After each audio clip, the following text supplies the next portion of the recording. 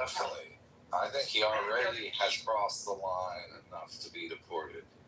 I think that would be fucking hilarious. It looks like we have Bondani's speechwriters in the room. Buttercup. Word for word. Oh my god, now you docs. Verbatim, it sounded exactly like Buttercup up there when I closed docs. Rafi, stop him. Everyone's gonna know my job. Oh my god, this thing with David is rubbing off on everyone. It's funny. I was in the other room, and he was in there, and everyone is like, docs. And I'm just like, oh my god. There's gonna be like some quotes, like popular Clubhouse quotes. Docs. Oh my god, people. Hi Grace, how's it going? Good, how are you, Buttercup? Nice to see you. Nice to see you. Rafi, how long has Rafi been in here? Rafi, have you slept today? I don't know, Rafi, did you get some sleep last night? I don't think so. I was up with Rafi. Oh yeah. I was trying to think, because I was up and then I fell asleep. Like I'm one of those people that listens to the spaces, like a nice space that people are not yelling at, like when I'm asleep, for me to sleep, like a background noise kind of thing. I don't remember if Rafi was. I think he might have still been up. Rafi has been up for hours. I can assure you, I was with him. So funny, Grace. I don't think I saw your Zoom though when I first woke up. I don't think he usually does this in the morning. Oh wait, no, I think I actually. Oh no, you know what? You may be right. I think I did see him pop into a different room. Around. Rafi, go to sleep, Rafi. Want them to do, right? Well, I mean, I think it's very difficult to do a bad job and make a lot of money, right? Yeah, that's correct. So the choice is either they kiss your ass and worship you, versus just doing a good job like you laid out for them. The answer is do a good job. Well, the answer is whatever makes the most amount of money, legally and legitimately. Yeah, I mean, if kissing my ass means they're going to make the company twice as much money, then I want them to kiss my ass. It depends on what kind of business you're running. Right. If it's like if it's a sex, friends only kind of fans only thing, then the more ass kissing going on screen, the more people. Hell yeah. I was in a room yesterday. It was Pro's room, and the topic came up of inequality of women and men in employment, and how women are discriminated against and stuff like that. Blah blah blah blah blah blah blah blah blah. I pointed out the fact, and this is very minor, but it's true, that when it comes to outside marketing reps for the medical community, hot women, baby. Women, to the tune of like 2/3 to 1/3.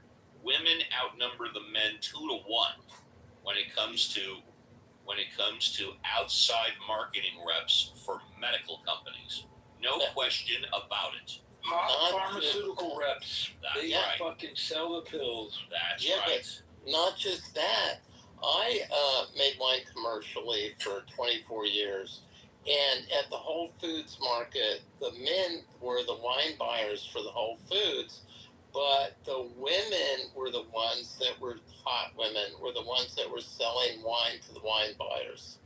So I agree with what you're saying. It's very true. And they were all really hot-looking women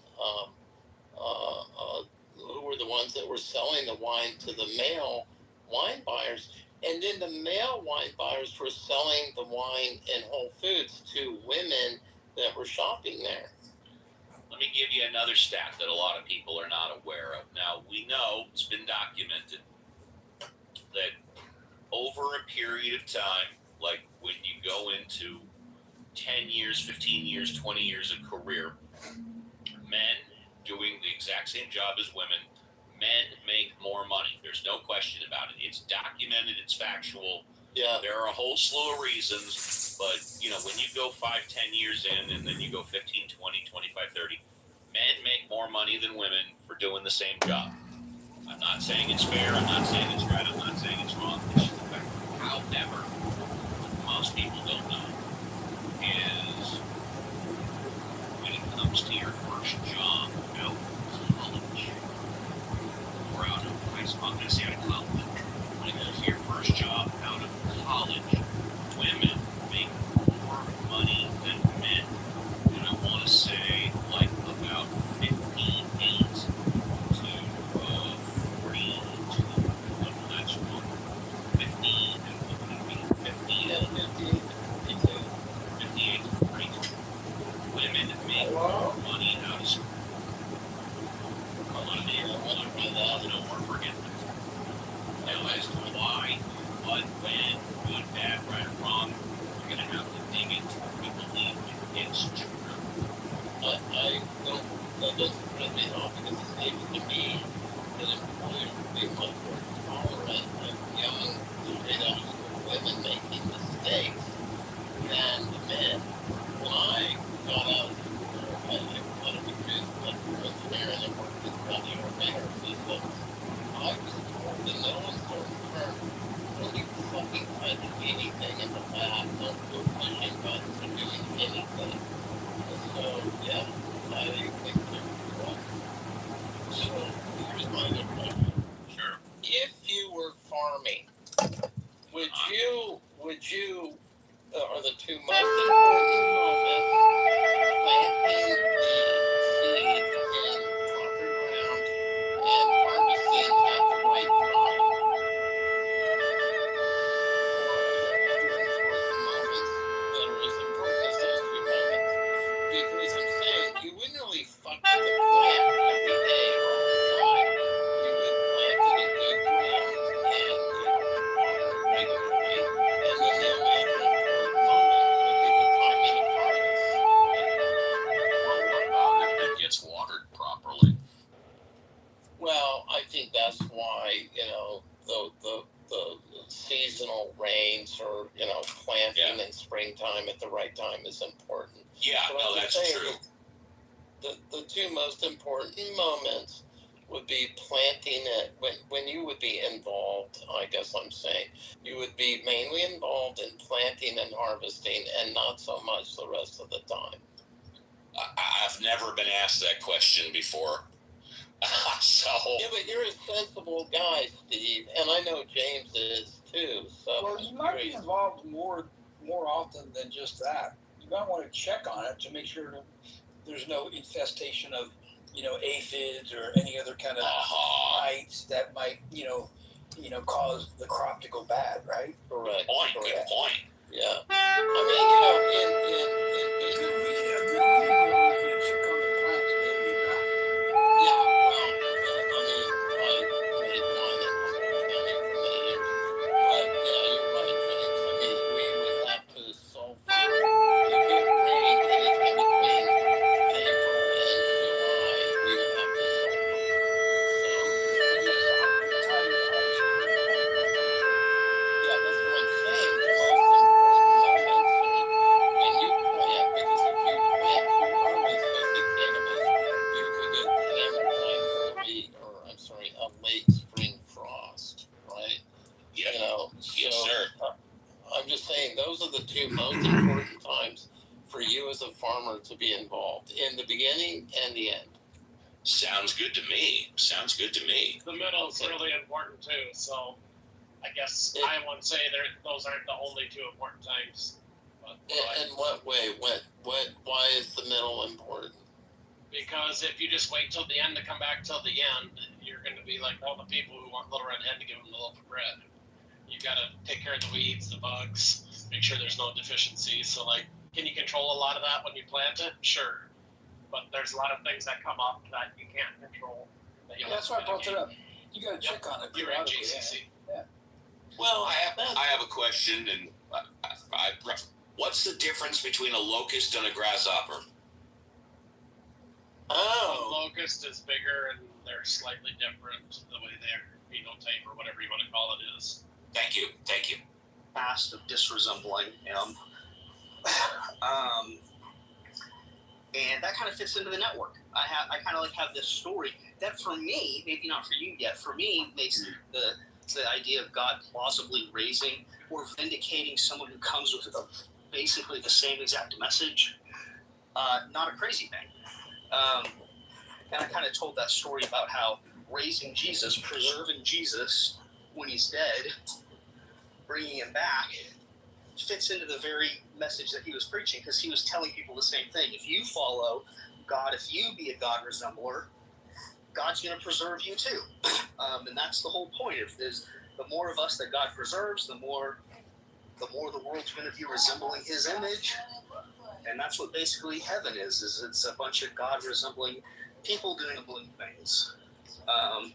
Is my story. So it's that's why I don't think it's implausible that God would raise Jesus. Yeah. Of course, getting into that, I mean, there's. Girl, you don't look like that, Cindy. Stop lying. You don't have a figure like that anymore. Maybe 20 years ago. Possibly make You're lying. So, in particular, your normative view about good being God resemblance. You ain't got it anymore. Don't lie. It's a catfish. Catfish photo. Catfish. Man, like Jacob. Maybe you could make the case even without that, or maybe you can show that it's not implausible that God would do something like that. Well, good luck finding him. Without that sort of assumption. He's gonna have some low standards. That we could focus on, like. Well, I would just talk about Jacob could be your guy. Good. So I would just use the word good flat. I like resemblance for sure. I have a reductive philosophy that has good is sort of what good ends up being. Gobble gobble. But good is not Gobble extra gobble. thing. It's really just resemblance to God is all it is. So I don't have like this third piece in my own Listening knowledge. to. And he's gonna be a man of God. Right, so how good you are. Listening to a bunch of retards. Just as a function of how well it resembles God. Yeah, right. What are you gonna do? Take the ice out of his fucking head? Again, not something that I can imagine myself accepting, but whatever. Yeah, the idea would be, yes, you said maybe I could preserve without it. Well, then in that case, I would just ask you, if you believe in God, then to believe in objective good, that it's roughly like what we think it is. Clubhouse is full of retards. That Lonely, Jesus was bored, good, and that God non-creative, is going to low maximize IQ good, retard not types. maximize his resemblance, Wasting all their maximize the time. good. Hopefully you think that's Just read a fucking book. and all good being exists. Read a book! Go to the gym! This app is fucking retarded! Much less, We do go to the gym. We do read books. No, really. this is not really the context for me to get into my kind of We do. medical views or Do even you? medical views. Yeah, that's why I brought it up, because you don't do it. Some of them would be a little bit different. I do it. Oh, really? What was the But last probably book not you read, substantial. genius? Not close enough to make a lot of this really make sense, but Hello? that's a whole other conversation. Well, then Hello? about it real quick. I mean, if God exists and God is all good, Yay, then Cheever's wouldn't God be here. interested in expanding that good? Isn't that part of being good? So I'm, No. Oh, I'm Cheever. good. I'm actually not even sure. Hey, if it's Cheever. it's not good. To me, that's probably something that's going to be like ill-defined, or even roughly. So, Well, most people's understanding of good, maybe your pre-philosophical view, where maybe it's not as like refined. You probably have some underlying theory that I don't know. Go ahead and tell me, what is your theory of the good? Do you? oh yeah. Well, I'm a sort of pluralist about this. So like, it's tough to explain kind of briefly. When I think of these normative terms, then related categories and concepts and so on, it's a kind of a big mixed bag. It's a bit of a mess. We're sometimes getting at different things or attempting to get at different things when we employ it, or attempting to get at sort of a combination of things. And if you ask me, like, oh, am I a realist or a subjectivist or some sort of other sort of anti-realist? It's like, well, not neatly in any of them. Okay, sometimes. I have an idea. So I have yeah, okay. an idea for you that'll help. Earlier you said you would grant for the sake of argument that God exists for this argument. So let's go ahead and grant it that. Frankly, it's not just the Christian conception. Let's grant what's in common with people in God, what they believe about good, and they're all objectivists about it, realists, and so let's take that stuff that they all pretty much all agree on, and that This retarded room will go all night. Well, so it depends. We hit the mother load. Fully automated R wording. Even conceiving that, I think in a more generic sense, I'm fine with that. Like, there's a sense in which God is always very good. You can't conceive of God either, right? And I'm sure you got your arguments against the conceivability of God in general already. No. If depends on what's built in, right? If God is just some, very powerful, knowledgeable, who is this? very good agent. Maybe he's not created the universe, and maybe that's even more than we have to go. You said very good. Who is this? Okay, so I would have figured someone like you would have had these arguments against the coherence of God, but maybe not. No, of course not. Interesting. Okay, well, I would say, this is, if you're granting the God hypothesis, I think part of the hypothesis is moral realism, and a very very serious moral realism. Yeah, it depends on what you mean. Well, so like part of my analysis already will grant some realism in a limited sense. I think you get kind of minimal realism out of it. In this case, you might get a little bit more, because I think to some degree some people actually are getting at the facts of God or God's commands when they engage in moral or generally normal thought and talk. And so that's the sense in which I said my view about normativity would likely change. Right now, regarding those sorts of things, I'm more like an error theorist than I become a sort of genetic lineage from their father. Females, things like eye color or whatever. Females do not carry on the father's encoding. Yeah. So if my great grandmother was Jewish, but say my mother, she wasn't raised that way, or like my mom was adopted out or something like that, I would not be Jewish, right? My mom was adopted by non-Jews, but her mom was Jewish, let's say. No, you would still be Jewish. Okay, what if it was my grandfather? Then you wouldn't.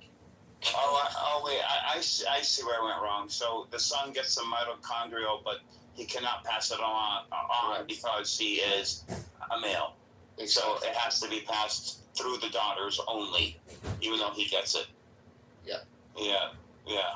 Holy shit! This is why I when I took a genetics class, I couldn't stand it. I mean, this gets really.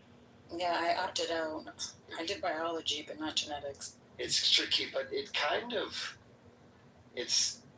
of cool that, like for me, I did like really deep DNA tests, the fancy kind, and I could look back on both my mother and my father's side really deep. I told Addy to go talk to you because his claim of him being 92% Levantine. Yeah. Isn't he Iraqi? Yeah, Iraqi, Yemeni, Moroccan, and Irani. So I told him that go talk to a real person that actually has 95%, so you could compare and know where you went wrong. I mean, it's not impossible that he has that much genetic, Levantine genetics. That would be highly unlikely. It's not impossible, though, but it is. Yeah. Because a lot of Iraqis. No, because you have to consider a lot of Iraqis have the same name. Yeah, no, but he's saying Levantine. Levantine. 92%. Yeah, a lot of Iraqis have Levantine. But his grandparents on both sides were from Morocco, Yemen, Iran, and Iraq. So Yemen, yeah. I mean, it's possible that these are just Jews who moved there, from the Levant or from the area. That's not like No, they were born there. I asked them this. No, I know they were born there, but like their parents had migrated there. At some point, he said. Or their grandparents. No, all of them? No. For 92%, Benny Adam, that's a high, even in Palestinian society. Look at Shape. You wouldn't necessarily find more than 50%. Look at Shape's PTR. It depends. It depends on the religion. 95% Northern Lebanon. Shape is the highest I know. Like literally, I have not met anyone. I'm the real McCoy. And you could and he could trace his. Yeah, he could trace his. All the way back to Syria. Yeah, you're right.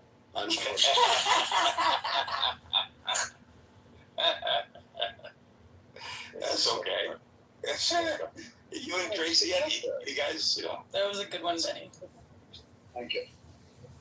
But I don't. 95 is a little bit high. 92. It also, 92. It also depends on how you set the But he went through 23andMe, and then took that data and put it into some other. I'm like, dude, that's where you went wrong to begin with. Well, I mean, it depends on how you adjust the sensitivity to certain like genetic variants and whatever. So like I remember Carol, the guy that was on the staff. Anyway, he went into a lot of details about this. Basically, you can, if you adjust the sensitivity, you can make a really weird kind of conclusions out of your DNA. Oh, I remember him. He's that guy. Yeah, no, he just like left the app. Yeah, he knew this shit back like inside and out. I actually know him in real life. Benny Adam, why, if my grandfather was Jewish, wouldn't my siblings and I be Jewish? Just so I'm clear. Well, I mean, like halakhically in Jewish law, it's through the mother. So, it's like that's just the case. In Jewish law? In terms of in Jewish law. In terms of Israeli law, you would qualify. There's one line in the Talmud that was debated that you have to read like 3 times to really have it sink in. That suggests that it should be done that way through the mother. It's literally one sentence. What does it say? Let me pull it up. What is line in Talmud that says your mom has to be. It says your mom. Yeah, so here it is. It says your mother is so fat. You should it says mommy. Got it.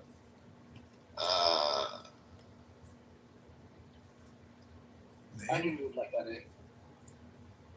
Where the hell is it? The Talmud or the Torah? Torah. No, it's from the Talmud, not Torah. Can you ask if? Oh wait, hold on. If it's from the Torah, it's the story of their return from exile. Yeah. No, from Babylon. And when they came back from Babylon, there's something about marrying women or something like that. I remember a Jew trying to use that justification. It's not solid. It's not very good. My thing is hallucinating, so I have to do a new chat session. So Judaism is not an ethnic group. Okay. It's in Kiddushin 6b. You shall not intermarry them, for he will turn your son away from me. The Talmud interprets this as your son from an Israelite Jewish woman is called your son, but your son from a non-Jewish woman is not called your son, but rather her son. You see how subtle that is? Wow. You put that in Chat GPT? Yeah, I remember diving into this like 2 years ago with some rabbis on the app. Okay, you know what this reminds me of, actually? It reminds me of those Saudi guys that would go to the West, and like for university or whatever, knock up some white chick, and then like ditch, like they just bail, and they go back to Saudi Arabia. And sometimes those guys, and you can find like inside story of them. They try to reach out to their fathers. You're cutting out, Benny. Oh, sorry. And they try to reach out to their fathers in Saudi Arabia, like 20 years later or something. And the people in Saudi, they're like, they don't want to acknowledge them as their children. You know, so they're just like, just. No, I actually don't understand. Can you just read it one more time? I'm sorry, Shay. Just read it one more time. I'll read it one more time. There was a missing sentence. This is Deuteronomy. This is another one. Hi, Kelly. You shall not intermarry with them. Do not give your daughter to his son, or take his daughter for your son, for he will turn your son away from me. Now the rabbis ask, who is your son referring to? They reason as follows. Case 1. Your daughter marries a non-Jewish man. Jewish father, Jewish daughter, non-Jewish husband, child. The verse says the non-Jewish husband will turn your son away. The rabbis conclude the child of your Jewish daughter is still called your son, meaning a member of Israel. So fucking complicated. So the way that God says your son, that's how they're interpreting. Yes. That you're Jewish? Yes.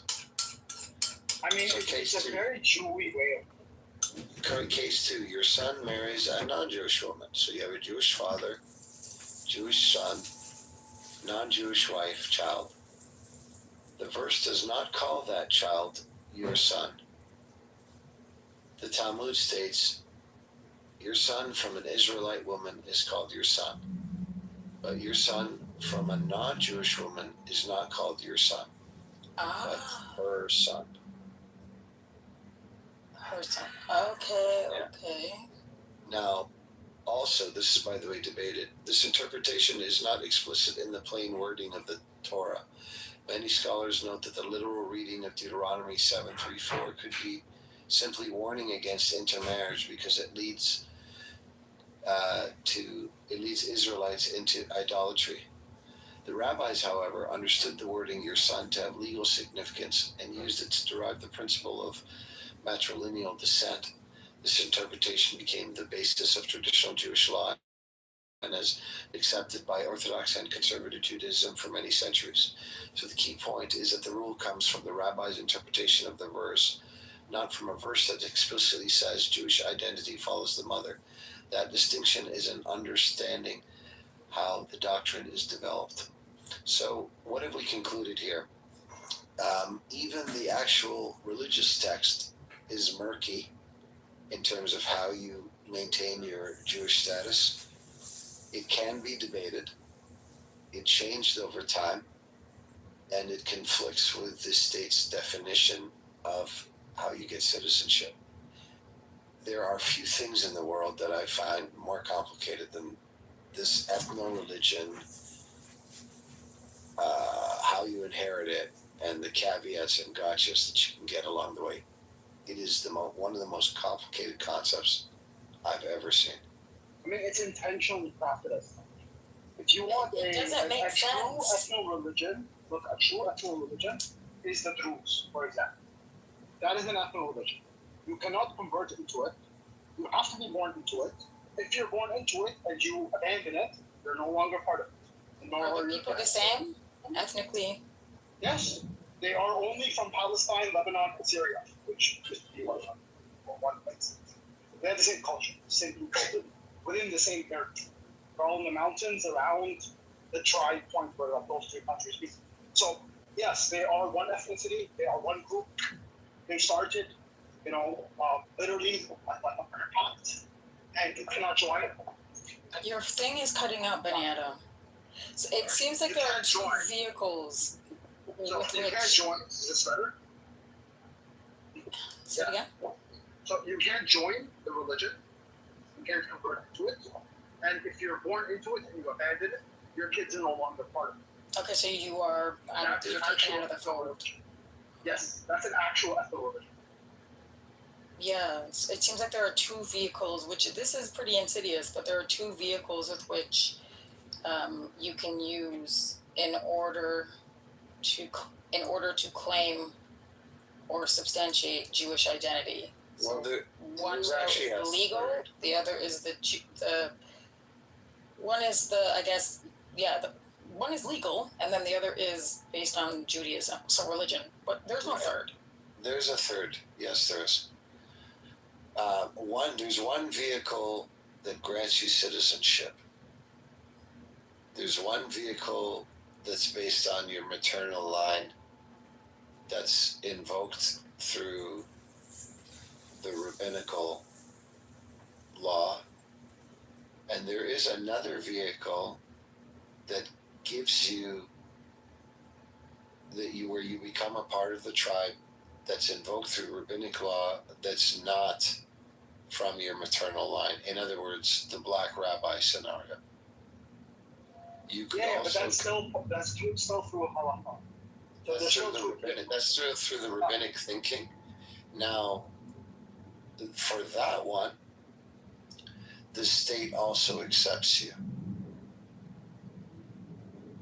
The state does, and rabbinic law does? Yeah, from Congress. Yeah. What the hell? This is insane. So I'll give you a scenario. Someone like, I don't know, let me take something kind of extreme. Someone from New Zealand that converts to Judaism could get citizenship in Israel, while a Palestinian that lost their home in 1940, that's lived there for their whole life, could not. In other words, Israel is one of the few places in the world that gives greater rights to non-citizens than its own citizens. Now you may say, well, what do you mean its own citizens? How? Well, let's suppose you're an Arab Israeli, right? And your family is no longer in Israel, and you want to bring them back to you to live with you. You don't have a path to citizenship.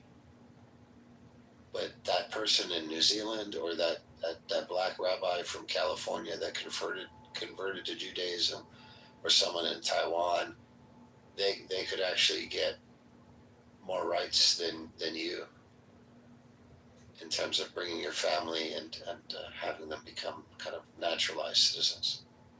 So it's a very, very unique thing. Backwards? What the?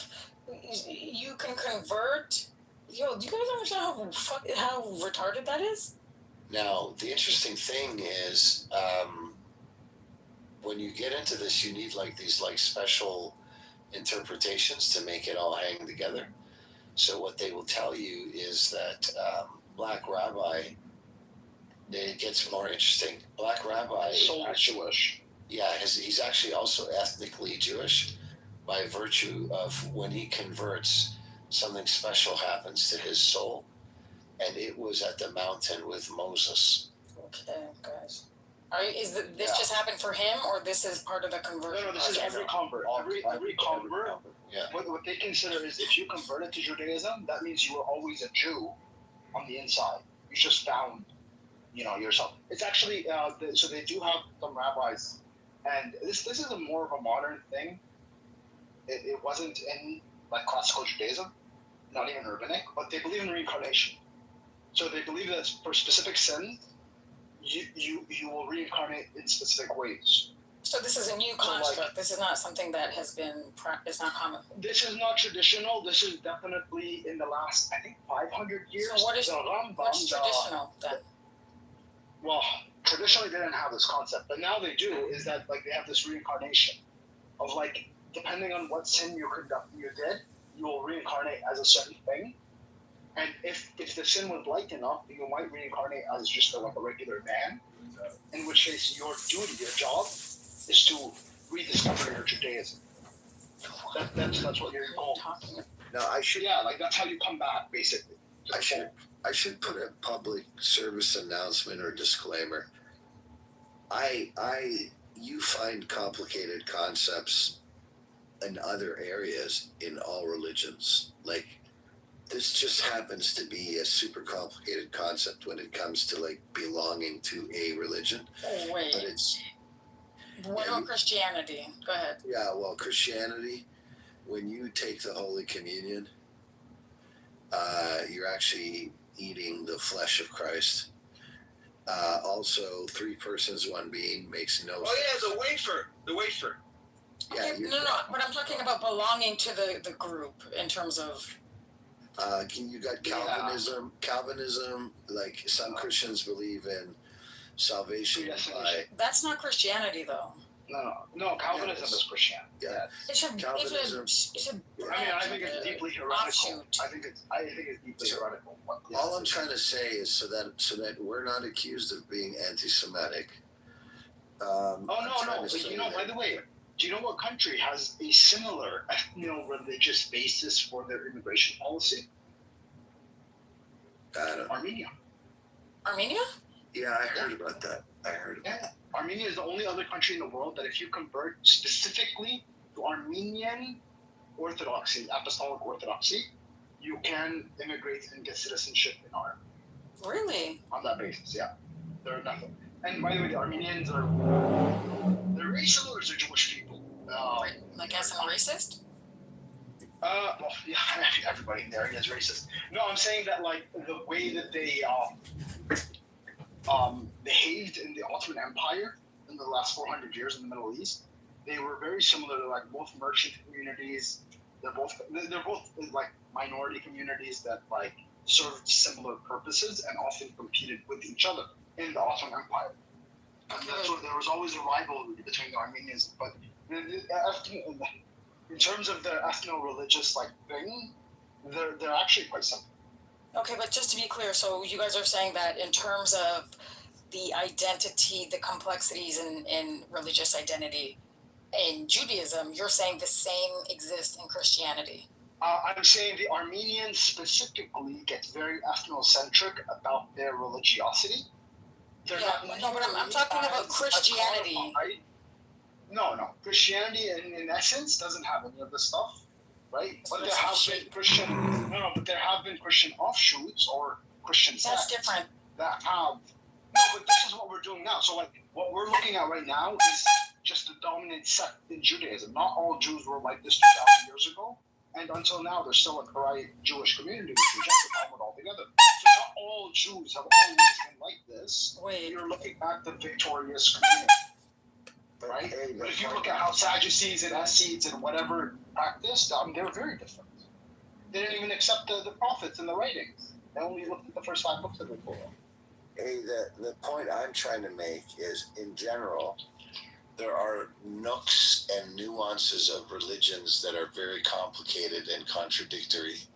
So that the idea of being complicated or hard to understand is not unique to Judaism. It's just in other topics, like the Trinity doesn't make any sense. Right. All right, let's believe it. I think the Trinity makes sense. It makes sense to me as well. Not too much of Christianity. Just focus. Just trying to be fair, so I'm not accused of being anti-Semitic. No, we all know you're Christophobic. Who is? Shapeshifter. I'm sorry, did you say It's Orthodox. Yeah, it claims to be. Wow. Did someone say my name? No. No. Say my name. Wait, hold on, Shake. How are you calling yourself Orthodox while not believing the Orthodox faith? Isn't that kind of like a Jew calling himself a Jew while not believing in Judaism? Look, So it's a yes. So that's a yes. Okay. As long as we've established it. I'm gonna say one thing. There's not a better dude, in my opinion, that walked this earth than my main man, JC. He's a good dude, way ahead of his time. You can say that as an atheist. Ahead of his time. Period. And I think he's a special guy. So I think we get it. Like in the way that Shapeshifter identifies as a Orthodox Christian, Jews identify as Jews. It's not the same thing, Benny Adam. No, second. No. Have Have you considered looking into using the term anti-Jew instead of anti-Semitic? Because you people are Semitic, right? You, Benny, and Yeah, we talked about this. Yes. I know. Have you considered? I look. My response hasn't changed from about 5 hours ago. But What was your response? I'm so comfortable in my Semiticness that I don't need other people or different labels to change. No, not other people. The word Semitic, it literally means Arabs and the people that speak the Semitic language. So it's not it doesn't just apply to the Jews. It's been hijacked, stolen by the Jews. That's okay. I don't mind. Let them steal it. Yeah. You guys don't think it's important to I mean, the land was stolen. Land was stolen. You want them to steal the term as well. No, here's the thing. Whenever I want to just check how Semitic I am, I just go log into Clubhouse, pull up my PTR, I look, I'm like 95%, then I go back to bed, and then I'm good. I know, but verbiage I thought you were going to say something else. Do I say anything? I don't know. I think in terms of identity, I think it's important to insulate or preserve something because that's how identities are either taken or co-opted or bastardized or you're at the mercy of anybody who wants to do anything with it. I think it's a compliment. Altogether is like it's a Western term. It's a compliment. I'm like, other people want to be Semitic too. That's cool. But are they Semitic? I don't mind. I don't mind if it. Also, it's okay. It's okay for a black rabbi to use the word Semitic. That's fine. Look, if you want, that's crazy. I think. I think I'm very comfortable in my Semiticness, and if someone else wants to be called Semitic too, when they're maybe not, that's fine. It's like cool. Yeah, I agree. All right, I'm a Semite. Shout out to Semitism. You're good. Welcome home. I'll even say, when I see the black Hebrew Israelites. No, don't shape. No. Yeah, I'm just like, cool guys. No, it's a sickness. Oh, DHI is the bomb. No, it's like you have to understand. It's like it's never been cool to be from the Levant in Western culture. Now we're starting to be cool. Okay, that's not true. Growing up, no, that's not true. Lebanese. Oh, I'm Lebanese. I'm so cool. Yeah, but I party with my friends. I grew up with Iraqis, and they were very popular. Their culture was very popular. So I don't know about that, you guys. That's not true. Iraqis that I grew up with, they were well. The Lebanese are like the hip hop culture of the Middle East. We're the coolest in the Middle East. Everyone wants to be Lebanese. I don't know, bro. Egyptians are pretty cool, bro. What's that? Egyptians are pretty cool, bro. I don't know. Egyptians. Well, I mean, yeah. Anyway, so let's get back to the conversation. We cracked the code on the Jews, how they have this whole melding of the ethnicity and the religion. Yeah, but see, if you say that, Shape is going to say the same thing. You can say the same thing about Christianity. So. Well, that's what I'm saying. That Shape is the perfect example, right? He's a self-proclaimed Orthodox Christian that does not believe in Orthodox Christianity. Oh my God. But no, he does. No, he doesn't. He doesn't believe Jesus. He questions a lot of the things in the Bible. How are you telling him what he believes, though? No, he said this. That's what he believes. Yeah. Okay, let me explain, right? So, I'm OG. Benny Adam converted. So sometimes when people convert, they try too hard. Okay. Do you believe Jesus is God? Do you believe in the Trinity? Overcompensating? Chip, do you believe in the Trinity? No. Do you believe Jesus is God? No. Okay, thank you. So that's what I'm saying. Hey, I'm not exaggerating. Okay, so yes, all of this applies to every religion. Then great. Chip, you believe that Jesus was a prophet of God, right? Yes. And he was Masum, yeah? What's the word? Masum. He was infallible. Was like He committed no sins. Yeah. Okay, yeah. So you're Muslim, bro. Hold on. Oh my gosh. Wait, hold on. Shape, is he unique? We claim shape. Easy. Wait, hold on, Shape. Is he the only one that is without sin? No, I'm asking Shape. That's interesting. I represent my Muslim brother Shape. Yeah, because the Muslims, they believe all the prophets were without sin. That's why we have no problem saying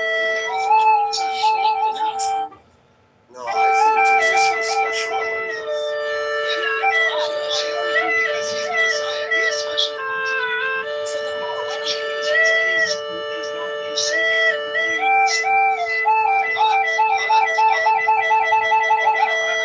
That's just what he believes. Yeah, I'm not saying it's right. I'm just saying it's what I believe. You're basically Muslim, bro. That's it. You're a Christian. in between. You're kind of old. Yeah. What the heck? I prefer the term cringe long because it is truly cringe. That's terrible. Back to Islam. You didn't respect it. Islamic is better. Don't do that. We don't disrespect your religion. Don't. No, I'm not. It doesn't matter. Hans. Okay. And he's saying, I am only perfect because I don't do my egocentrical will. I do the will of the Father who sent me. And you too can become perfect by doing the same thing. So that's just one. Pursue this path, and like I said, I'm convinced that these human beings are simply wired in such a way that is different than the vast majority. Bigotry and just assholeness, it'll rub off on them. And then people who are amongst people who are tolerant and like genuinely nice tend to be that way too. And I think for a short while I was like, okay, people who are like far extreme away from my thinking, I was like, okay, let's try to understand. But the thing is that they have no interest in changing. And so they try to like explain their point to me and then try to get me to join them. And I'm just like, yeah, that's the problem. Like I was a little bit interested in this like very different opinion that, I was like, all right, where's this hatred and this really far opinion coming from? All right, let's kind of get this. But after a little while, it's like the opinion doesn't change. And so I'm like, okay, well, I've learned like what the opinion is. And now it's just the same stuff. And it just is. I agree with you. No, it is that way on the right, but then like when it comes to the left, there's this weird thing where what's really weird is generally right-leaning people are more conformist than the left, but I see this when it comes to the left. I can see like this like almost like ultra conformity that you end up seeing happen where they're, I don't know if it's because of fear, they're going to go in lockstep. They're going to agree with whatever the far left, however far left they move. And these people are, in my opinion, like highly, they're very dangerous in a way because they look at violence as just like fighting against a hierarchical structure and which oppresses people, and then so by whatever means and no matter how violent it is, we stop them from doing that. And I just like I would talk to people on the far left, and a lot of them are young, and I've seen some of them kind of like come around, but they have a much different value system than the far right. But I see them as being potentially a lot more dangerous just because they have a more palatable message in comparison to other, at least the far right. Yes and no. I mean, yes and no. I was in a room and someone I guess was like, hey, we know you from somewhere, and then they're like, wait, I think then it came into politics or something, and I was like, okay, well, first of all, I'm not like super into it, but I'm independent, so this is kind of just like I'm not really taking a side here. Just also just this is not something I want to be. And what I've noticed is like I've actually become a little bit more like less traditional lefty since I've been on this app. Just because Biden was kind of far. I was a far left. I was not interested in the whole a lot of the things that went on with that. And then on this app, this one person's like, "Wait, you guys are Republican, right?" And I'm like, "Well, technically, I'm independent, but why do you think that?" And they're like, "Well, because you're in like a bunch of the Trump rooms with like a bunch of conservatives," and I'm like, "Oh, okay." Actually, I guess I am. I mean, not that I necessarily agree with them, but I think it's like I can. There's things I really don't agree with, but also it's. I don't know. I think that the left has kind of just gone really far to where when I first got on, I was definitely posting things that were like very like social awareness and very, very, and now I'm kind of like, that stuff is all well and good, but also, the best thing I can do is kind of pay attention to my own life and, try to do the best I can and not do like negative things. And so I kind of just, I don't know, mellow it out. But I think my politics have changed a bit being on these apps. Like I think for a while I was like the same, and then I've met a lot of really cool people, and they just happen to be a little bit more towards the right or more right. And I'm like, wait, but they're really cool. So it's like I still don't necessarily agree with them politically for a lot of things, but like as people, I really like them. So I'm like, well, it's funny. Someone was like, yeah, you're always in those like Republican rooms and Trump rooms, and I'm like, well, I like the people. Like, I like cool people. But I'm like, well, it's kind of funny. But like you don't really always know what moves they're in. But I've seen some people have a disclaimer like my appearance in this room does not support, or like does not necessarily mean that I support this or something. And I'm like, well, I never put that in my bio because I was always just kind of like, well, he was usually a listener. But I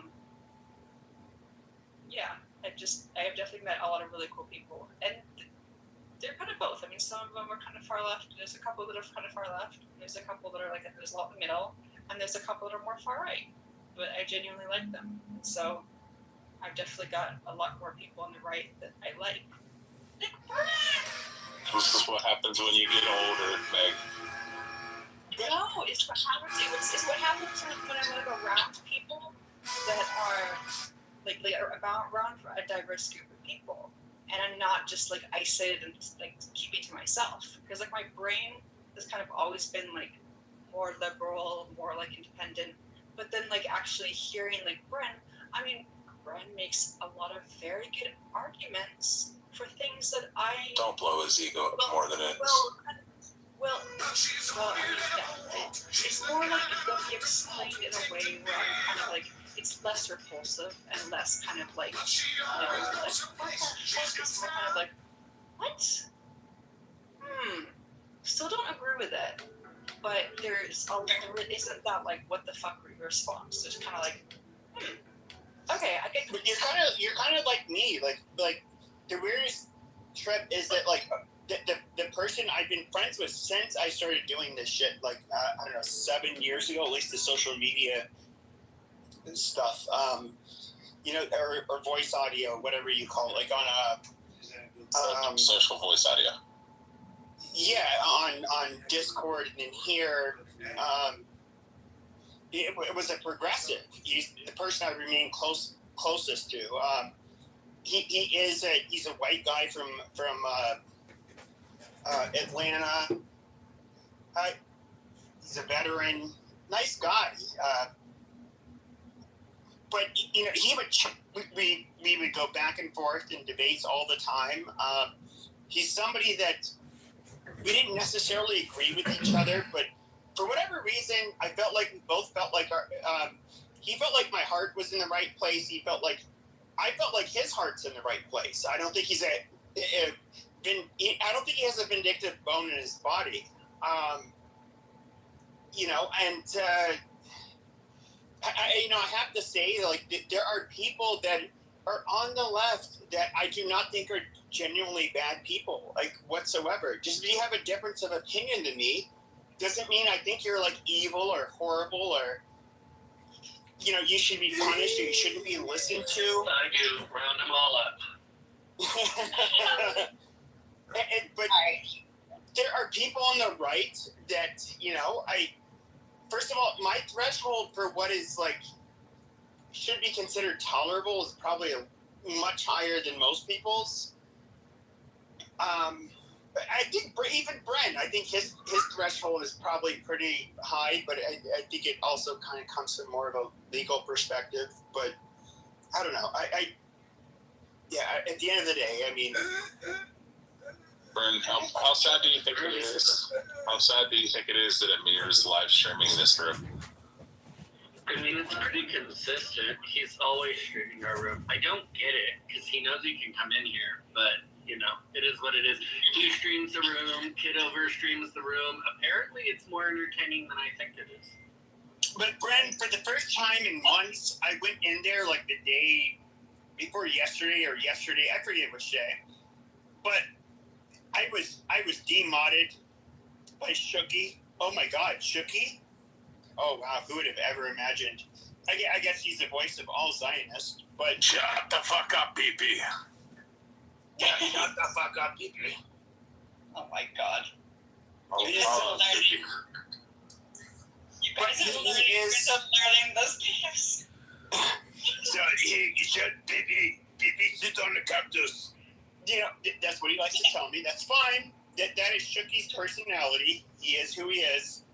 But I got demodded twice. And they said, like, look, the Zionists just used you up and they threw you away. What do you think about that? It's like, no, I'm actually fine. I can, like, go in the rooms. Like, what are you talking about? And then he was talking about Glow and Shooky, and it was like, yeah, okay. I mean, whatever, they kicked me. It's fucking fine. Well, yeah, no, you would, like, I would kind of, of course, for different perspectives, I would definitely be a listener sometimes. Definitely avoid going up on stage as much as possible. I would occasionally, but no, it's sort of when the insults about people that I would actually, like Glow, yeah, it's like people that I would meet in the room and be like, I like this person, I really like them more than who was saying, like, the stuff that is not true, like, it's not accurate.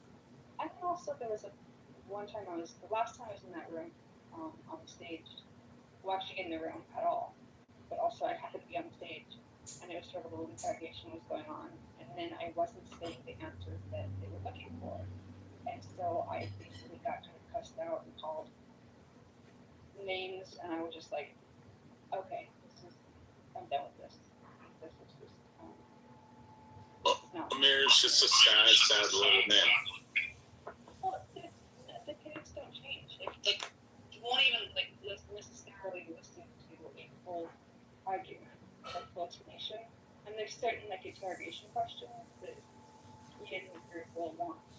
And it's kind of like, I don't want to answer these because this is not a conversation. Like, every time I've gone in there, it's like the same interrogation question. And this isn't fun. I'm not going in there. Meg, you want to know how to get rid of John Kitover and Amir? Play copyright music. Play Disney. Play Disney songs as loud as you can through the speakers, and then because of the copyright infringement, it'll clip their fucking their live. Wait, seriously? Yep. 100%. Yeah, nobody messes with the mouse. You don't mess with the mouse. If you were to start playing "Let It Go" by Frozen, I mean, Manita didn't, whatever her name is, the fuck the Israeli chick. If you were to play that song right now, the entirety of it, it would clip his live. Oh, Oh my god, did not know that. You don't know that you haven't seen why Serendipity and Serendipity and them have a second bot account and then they just play music softly in the background. It's because they don't want John Kitover live streaming. Oh. Yeah, if you go into Serendipity's room, you'll see it. You'll see a account with the open mic, and it's just playing like copyrighted music. Okay, I've been in a room sometimes, and I don't know if I'm always aware of that. I'm aware sometimes if someone has a bot that's playing music. Yeah, but that's because they're trying to keep people from live streaming their room. That's the sole reason for that. Alright, well, is there any Disney song that anyone wants to Let it go. Yeah, Disney is really, really hardcore with their copyrighted songs, so they'll just immediately fucking clip anything in between. I'm just curious, Bren, what do you think about? Obviously, legally, I don't think Johnny can do anything. But what is your opinion about the words of Mamdani and his? I mean, he looked rather presidential when he made this tape. I mean, he looked like a president on a Saturday Night Live episode. Like, at the end of the day, I mean, maybe it's because I've taught at enough universities. It looked like anybody who has ever given a basic bachelor level presentation, right? Speechwriters wrote his speech. He's reading it, and he's comfortable, right? He's comfortable with basic oration. It's not Obama level. It's not impressive to me, right? It's pretty standard. He's a competent, decently educated human who can read a speech. I think it's hilarious because anybody with a little...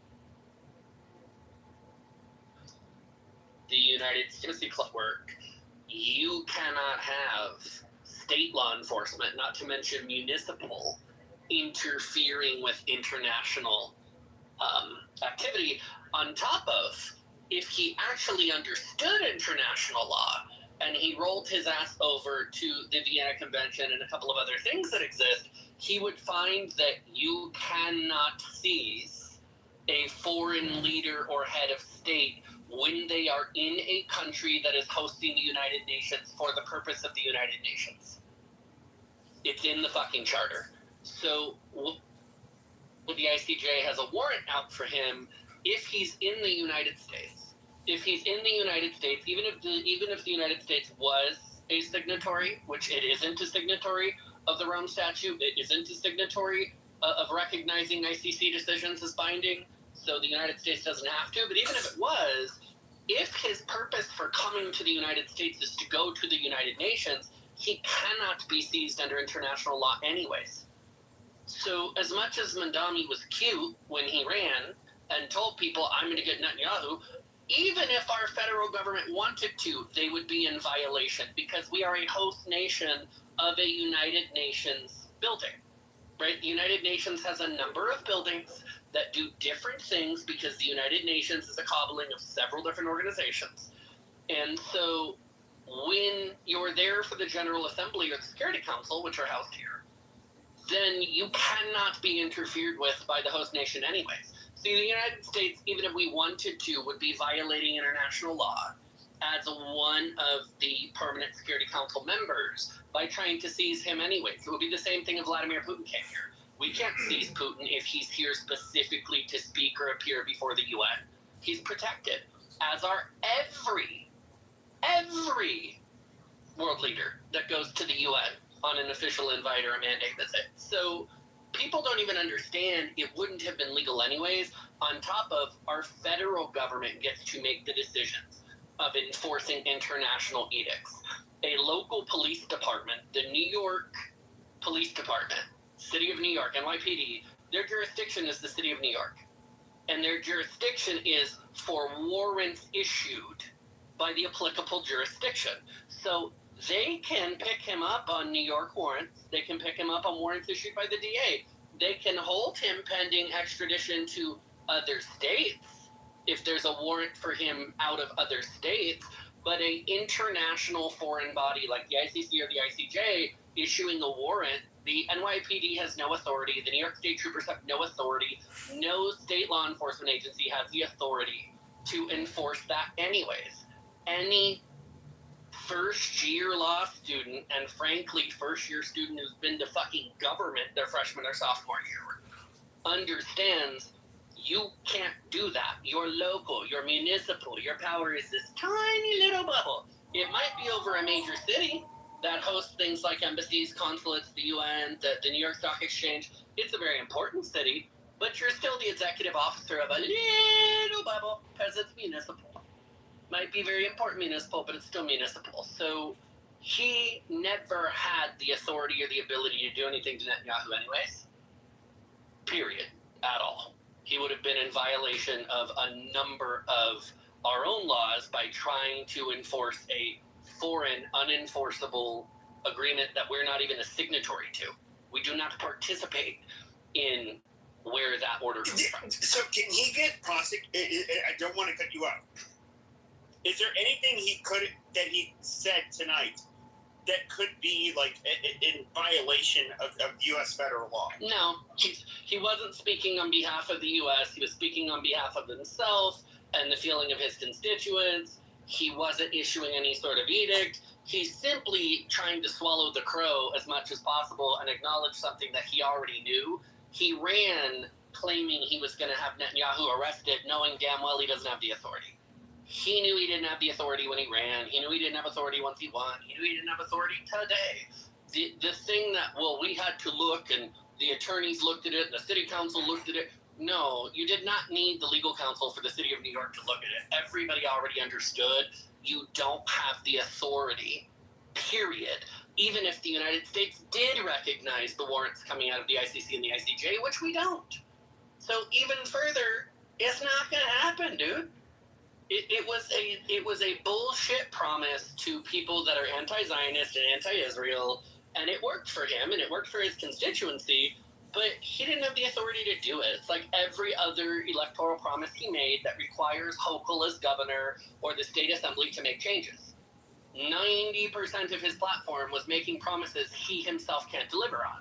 Now, as mayor, he can whine and complain and go in the media and try to put pressure on the state assembly and the governor. But most of his platform, most of his promises to voters who became constituents in order to get into that office were things he couldn't possibly do, including this. That's why Netanyahu was not afraid of him. That's why Trump laughed at it.